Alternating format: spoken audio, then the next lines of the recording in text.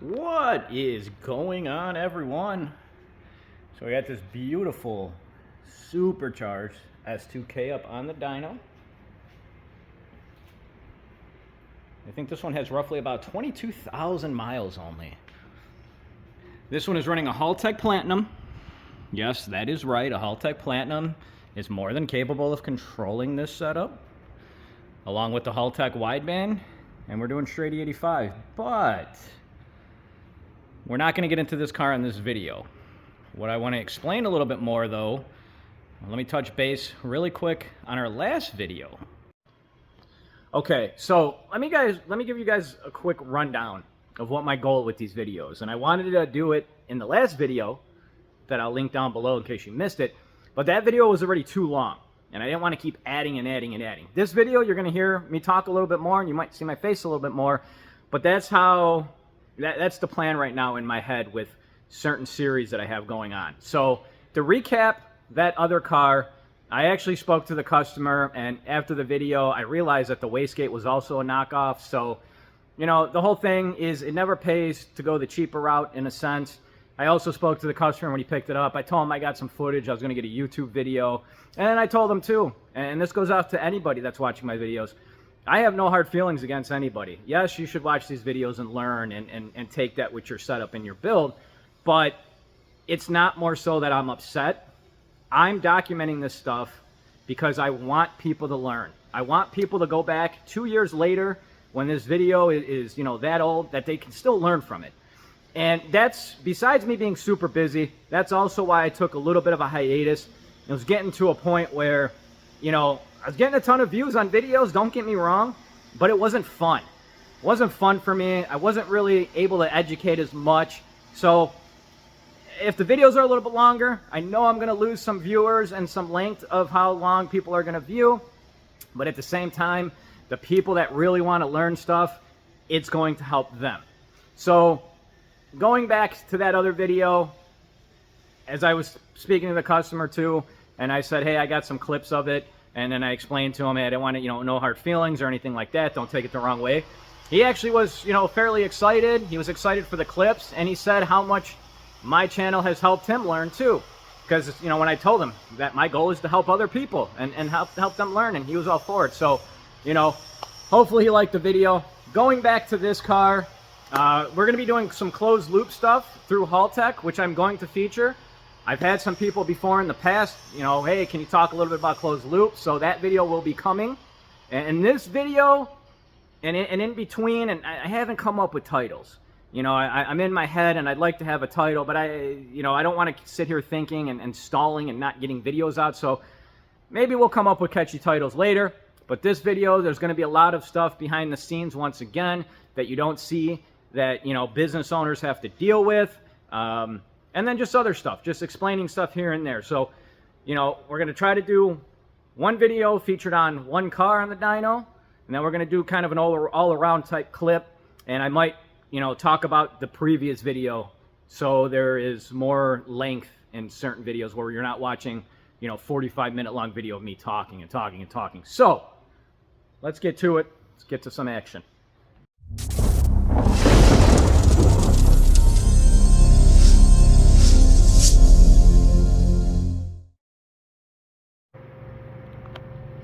So now with these videos too, besides being a bunch of stuff that you're going to see, I'm still, as I said, going to try to help and educate you guys.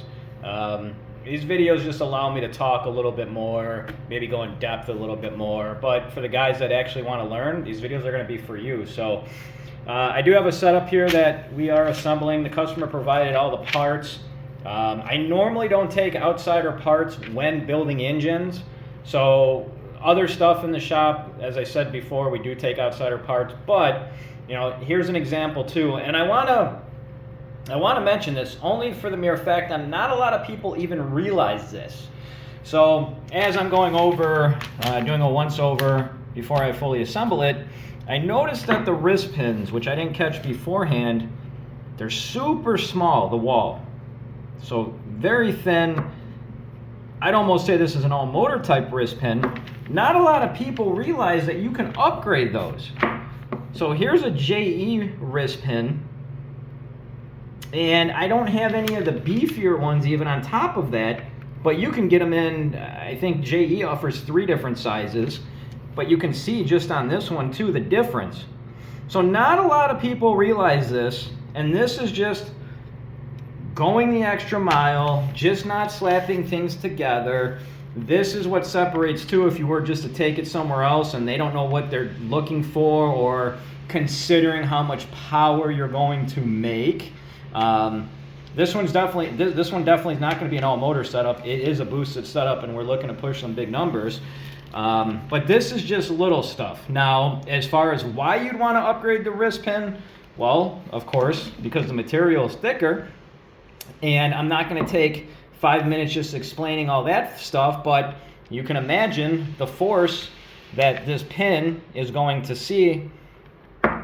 And look at the wall. So you could do some research yourself too. Look into a little bit more why you'd want to upgrade them, but it is something to consider if you're looking to push some power and if you're going to build it yourself.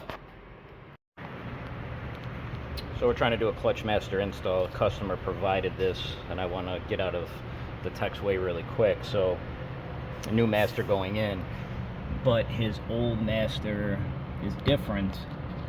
So here lies our issue. Took the battery out, and I'm gonna be right back. Now, this may seem like a small issue, and don't get me wrong, it is, but what you have to consider is we had them on schedule, so that time slot that we had is not gonna happen now. So I have to, not only do we have to put the battery back in, but what I want you guys to also consider is if this was something a little bit more major, that we had to take more parts off, then it becomes an issue where if we can't finish the job, and so your car doesn't get stranded because this car was an in and out job while the customer was going to wait in the showroom. See the issue that's kind of building up that people don't see? So we do accept outside parts, don't get me wrong.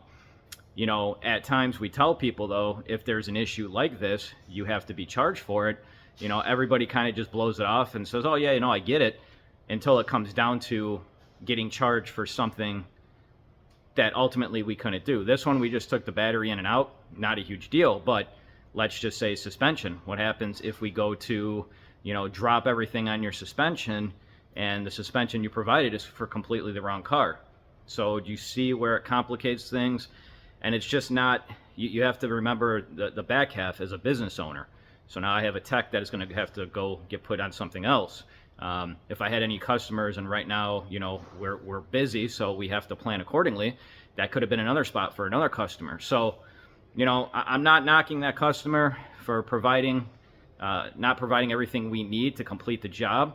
I'm trying to show you guys the process more so that people don't see. And then, you know, at times it's like, well, yeah, RC said they can use my parts, but if it gets stranded on the lift, we're not trying to be mean. I'm not trying to charge for stuff, and ultimately this guy's going to get no charge. So the little time that my tech did have on it, I will pay him for that time. So I'm losing money. You know, might not be major money, but, you know, like I said, it all adds up. So we're doing a bunch of stuff on this RSX. It was in here before. I'm going to make sure I don't get in anybody's way. The one thing, when it was originally on the dyno, it was weird with power. And I'll get back into that. So we removed the Skunk 2 intake manifold that's on it. We're putting an RBC on it. We got the trailing arms off in the back. We're going to powder coat those. That's what the customer wanted. And I can get in here and discuss more so the whole stuff on the dyno. Give me 1 second here.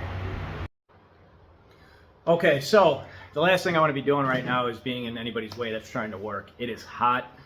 We've broke, I was going to say finally, but it's not even summer yet, which I actually mentioned something earlier in this video, I believe, where I didn't know when summer started. Then I heard on the radio it starts Thursday. So we're not even in summer yet. We hit our first triple-digit day in the shop, so last thing I want to be is in somebody's way.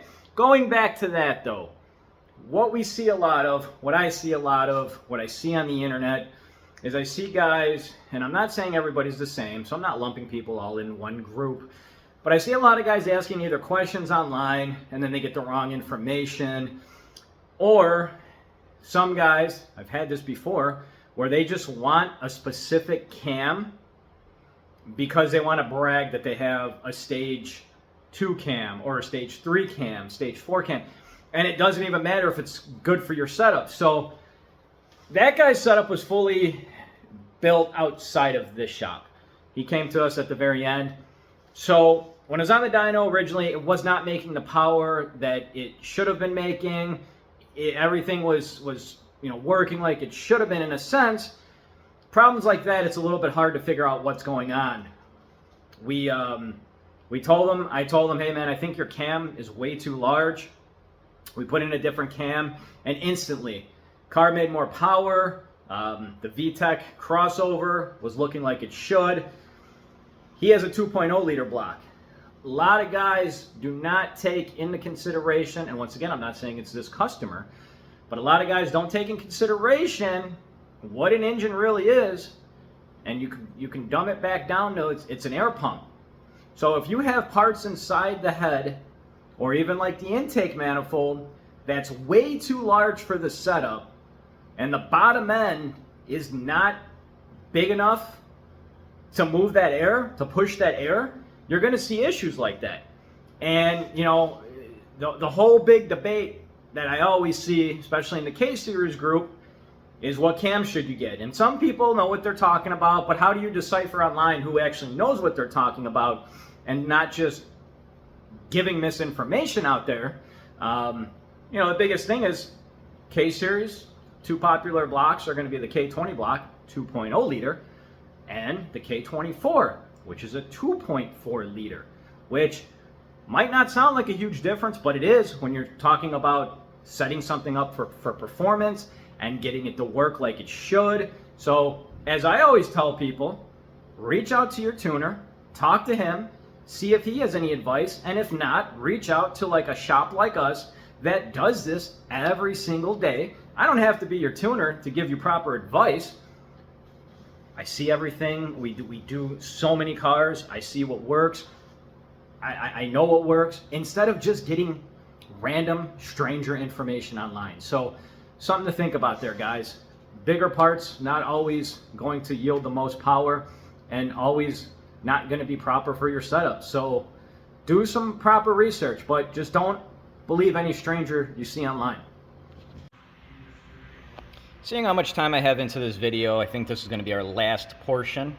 And staying on the topic of customer supplying parts and or not being correct, we had to replace the coolant tube right here.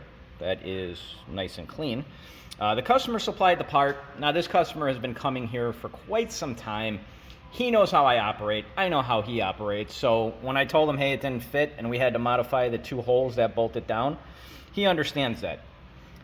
But if this was a new customer, we don't want any customers to have doubts that, hey, maybe they didn't install it correctly.